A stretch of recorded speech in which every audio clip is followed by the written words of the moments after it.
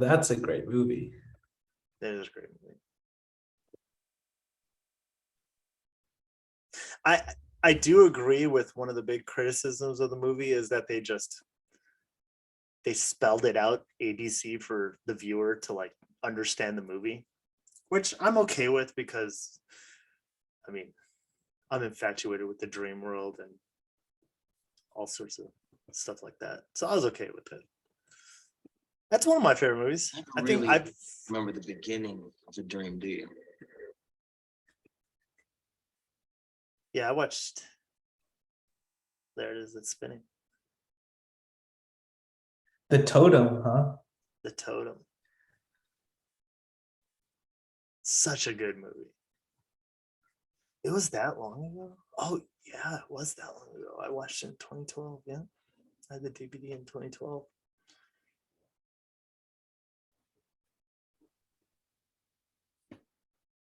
I think Inception is the movie where it took years of planning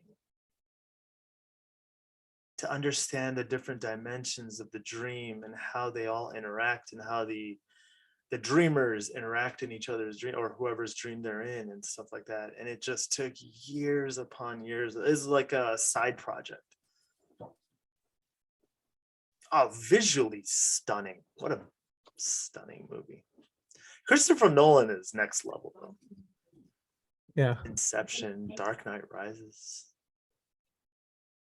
Great movies.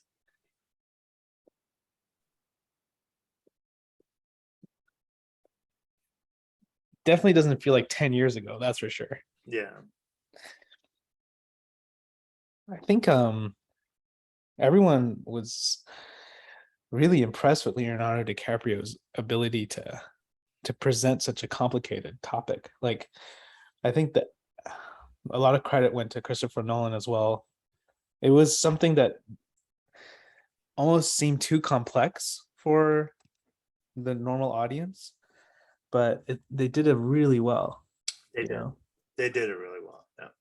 I personally, I think the criticism of them having to spell it out is actually inherent in the topic that they're discussing. We're talking about the dream world and dreams Yeah. within dreams within dreams. I mean, you have to kind of guide the viewer in a certain way to understand what they're watching. It's a very difficult concept to understand, not just in difficulty of like complexity of the topic itself, but I mean being within a dream within a dream within a dream. I mean, if you're watching that with no guidance whatsoever from the characters, you're gonna be like, what is going on here?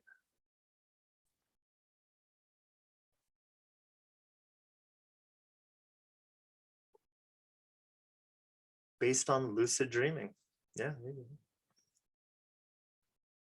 Yeah, I don't think I really understood lucid dreaming until I watched this movie. Like, I still don't fully understand it, obviously, but it definitely was a great introduction to the concept of lucid dreaming and Yeah. how dreams can influence people. It's fascinating. Yeah, I remember my first lucid dream, or at least one of the first that I can remember. And it was me. Yeah, I'm standing in my family room. My father had already passed away. And then my sister is in the kitchen and my dad's in the kitchen. And I walk into the kitchen and I'm looking around my house like, oh my God, I am in this. Like, I'm in my house right now, but I'm dreaming. How is this possible?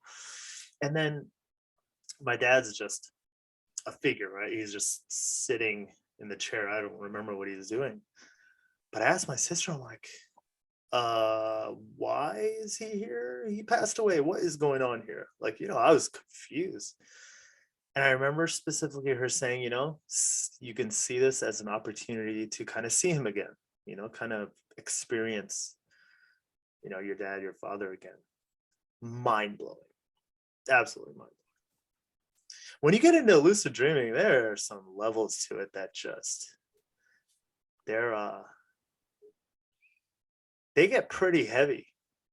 Like, I have this book about lucid dreaming, and one of the things they say is that you cannot just make things appear.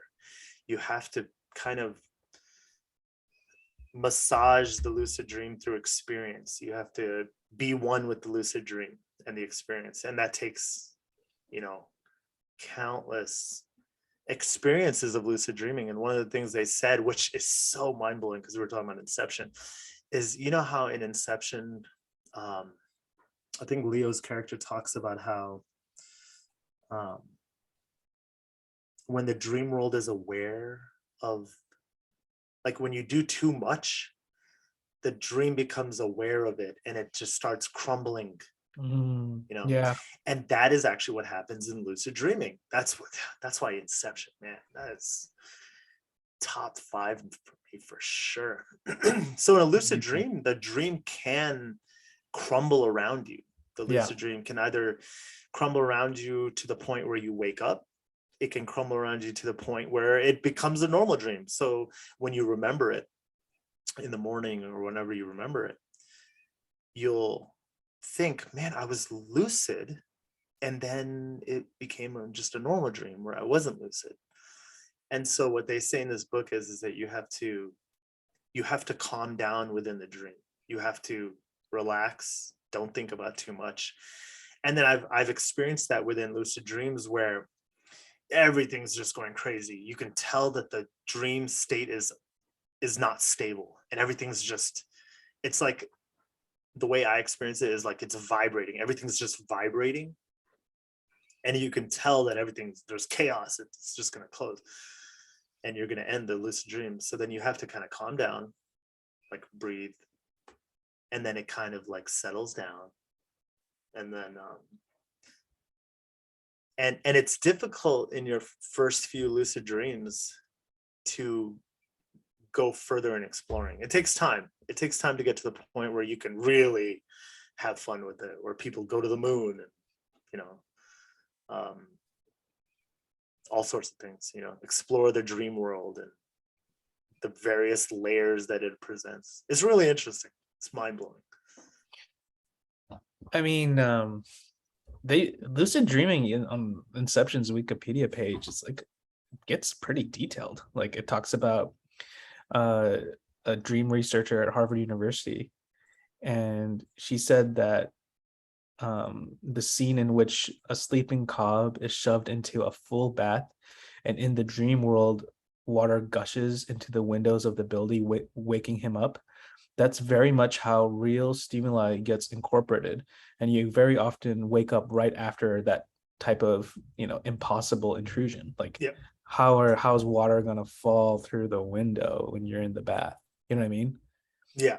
And then you realize, like, oh, this doesn't make sense, and then you wake up.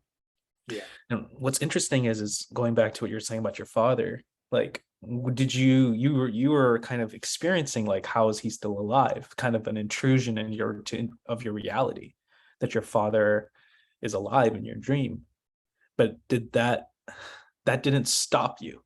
You see what I'm saying? You continued, and you even had a conversation, I believe, with your sister in your dream, correct? About him, right? I'll even phrase it in a different way. My father being alive is what triggered the lucid dream, in a sense. I see. Interesting. So they say that, like, for lucid dreaming, a big way of getting to the point of lucid dreaming is where you are aware of your reality in the waking world, right? In your normal world, you constantly think about, is this a dream? Is this not a dream? Is this a dream? Is it not a dream? And what you're doing is you're kind of you're building into your subconscious this kind of active voice that says, is this real? Is this real? Is this not real? And what happens is that translates to your dreaming state. And so that subconscious continues that. That's the goal of starting the world into lucid dreaming, is where you get your subconscious to constantly think about that. And so what they say is look at your hand every like 15-30 minutes for like days on end and see, is this my hand? Do I have 4 fingers or thumb, whatever? Is it still there? Can I see it? And so what happens is that you'll do that in your dream, and then you'll look at your hand and there will be no hand, which I've experienced as well. It was really interesting. I was like, oh, I have no hands. And so that's what stimulates the lucidity. I don't know if that's a word. Mm. The lucidity of the dream is that you're like, oh, this is not normal. I am not in the real world. And I think that's that specific dream is what caused the lucidity, was that this is not, which is interesting. It's like, why that dream and why not other dreams where I've had things not trigger it, even though they didn't make sense. And so that obviously that's all unknown. Yeah, I mean, being able to kind of compose yourself within the dream, it is a skill in of itself. And I think that's what this movie really presented to a wider audience. I mean, this movie, for God's sake, I mean, $836 million. Yeah. Oh, God, like, it's a huge hit, and just because you have a great cast or a great director, it doesn't usually equal to that profitability. Yeah, that's true. And it presents things in a way in which you're like, you feel like it's a movie that you can go back to and learn more if you go back to it a couple times. Absolutely. It is one of the very few movies that I can watch on command and just be like, okay, yeah, I'll watch Inception again. I have no problem with that. And it is fascinating, a fascinating movie. Like, I think they were in one dream and in the movie, and one of the guys is like, that's not my carpet, the pattern looks different. And then that kind of, like, they were testing, entering dreams, and the guy's like, that's not my carpet, I could tell this is not my, my family, like, whatever, my room. And then he was, because they were trying to trick this guy or whatever, but he became aware within the dream. Really interesting. The mind is fascinating, man. We take for granted what we have.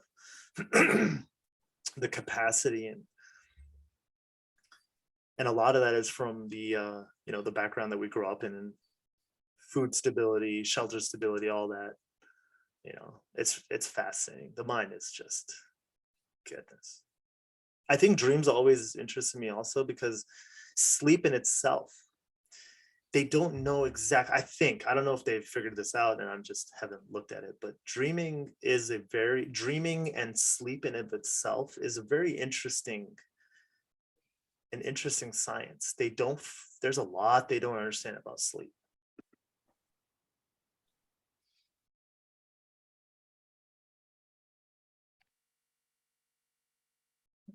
Such an interesting, like,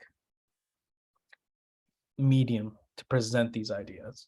You would think that the best way to present these ideas would not be visually, because it's something that's so difficult to kind of depict, like how it, like you were saying about the hands, like, that's seems pretty common that people probably don't see their hands in their dreams. Yeah. So for him Exactly. to take on such a huge endeavor like that, and to be successful doing it, it's amazing. And it's probably common that people don't even think to look at their hands. It may not even be common that they don't see their hands. They're not even paying attention to You don't even think those about kind it. of detail. You're not even thinking about, oh, my hand's in a dream. You're not even thinking about that. Exactly. But if you constantly do that in the real world, it translates. I mean, there's a study that someone who was really good at lucid dreaming, he teamed up with this researcher, and he communicated with the researcher while he was dreaming, and they were able to do some like tests as to like brain wavelengths and whether he's actually dreaming at the time or not. And it was fascinating. Like, he communicated through his eyes. Like, if once you're lucid, move your eyes this way this many times, and then he was able to like respond and stuff like that. Oh, this stuff is just mind blowing. Yeah, I pulled it up on Wikipedia. It says that teams of cognitive scientists establish real-time two-way communication with people undergoing a lucid dream. Yeah. So you're saying that two people can lucid dream and then they can communicate? No, one person's dreaming, one person's asleep, Okay, one's unconscious, and one is just actually doing research and observing I see. So and interacting. you're not, it's not two, both of them asleep at the same No. time, right? Yeah. Yeah. I get it. Interesting. Yeah, see, like this one, alternative theories. Other researchers suggest that lucid dreaming is not a state of sleep, but a brief wakefulness. Micro Micro-awakening. awakened. Yeah. Fascinating stuff. So you would say that your dream, where you talk to your sister, you would say that was a lucid dream? No, absolutely. Yeah. Okay. And I think people have difficulty understanding whether a dream is lucid or not when in their own experience. And it's really tough. It's really tough. Like I was talking to my karate teacher and he's like, oh, I thought people did that all the time.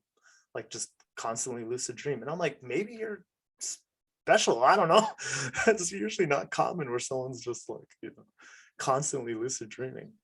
And so I talked to him further about it. And some of the details we weren't able to communicate effectively. Like he couldn't grasp my explanation of what a lucid dream is. So it is interesting, because being aware that you're dreaming, right? Some people take that to be, oh, I woke up and I'm, recanting this dream. I knew I was dreaming. And it's like, no, there's a difference between you actively in the dream making decisions, as opposed to remembering that you made decisions. You see what I'm saying? Like the difference between that, it's really, it gets kind of granular there, but Mhm. the difference is interesting. Like I remember a lucid dream. It's like out of to bring back the dark movies. It was like a scene out of a dark movie. It was all black. Everything around me is black. And there was a bus, a yellow school bus. And I remember stepping down from the bus and feeling the floor. And I can still remember that feeling. Like I was lucid and I was like, this floor feels so real. Like on my feet, I can feel the cold, like marble, and it was just so fascinating. So it's really vivid. Oh, very vivid. Lucid dreams are so vivid.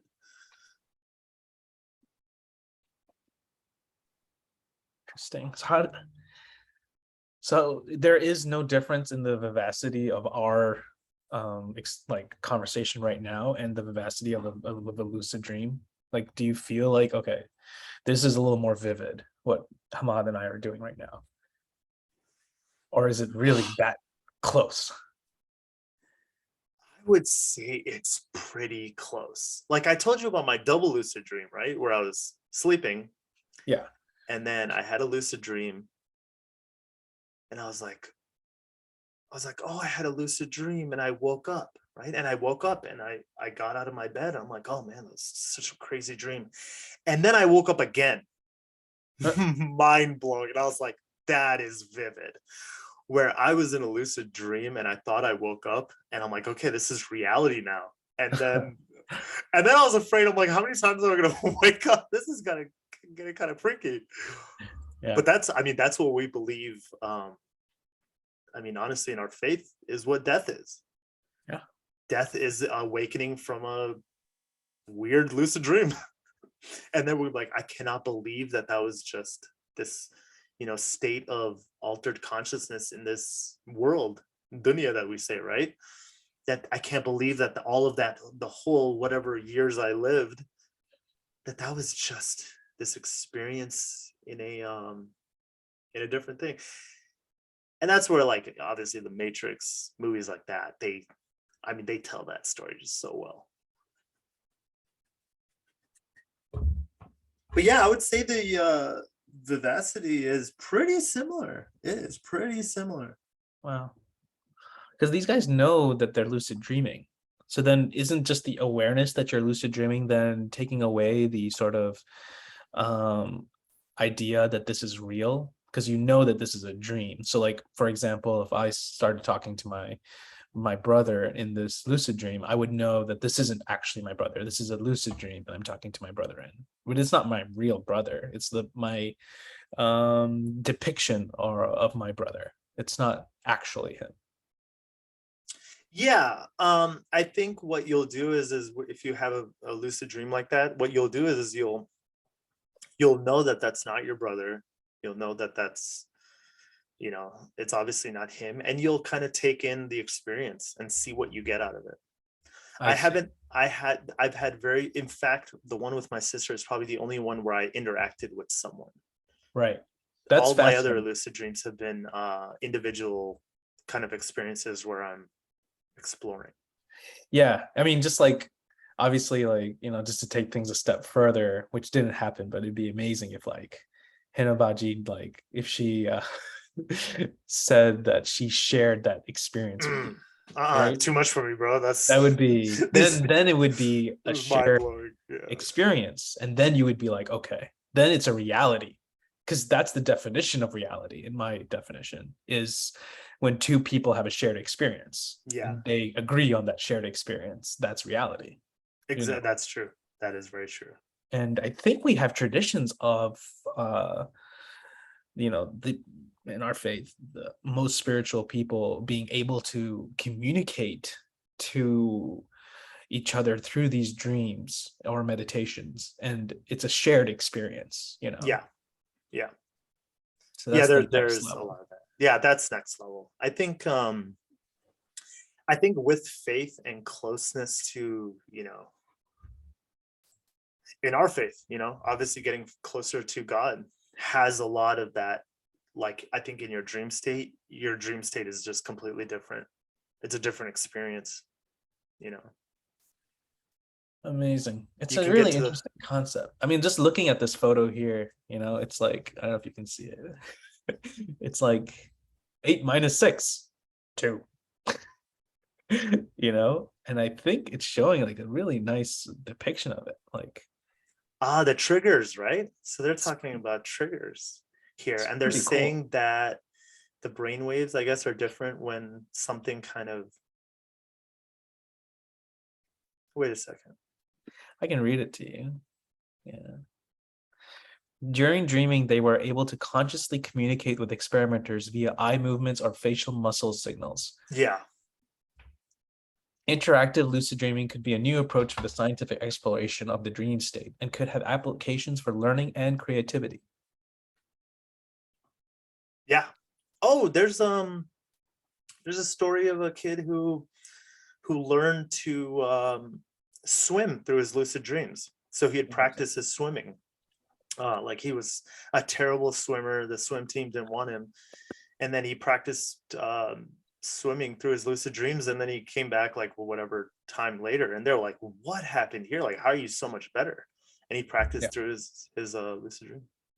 There's That's people who have healed themselves through lucid dreaming. There's some interesting stuff there, you know, no doubt. that can be explored. So No doubt. yeah, this is a heavy second podcast, huh? Got really heavy. I like it. Went into a good direction. Outro. Outro. Let me see if I got an outro for you. If this is restricted, then geez. Oh, Inception. Oh yeah, there you go. The end. Yeah. Totem scene. Let me see if they let Zinnia watch this one. Yeah. I think we should do all our podcasts on 8-year-old laptop. Yeah. It's a little friendly. Oh, we're gonna make this our outro. We're gonna record a totem.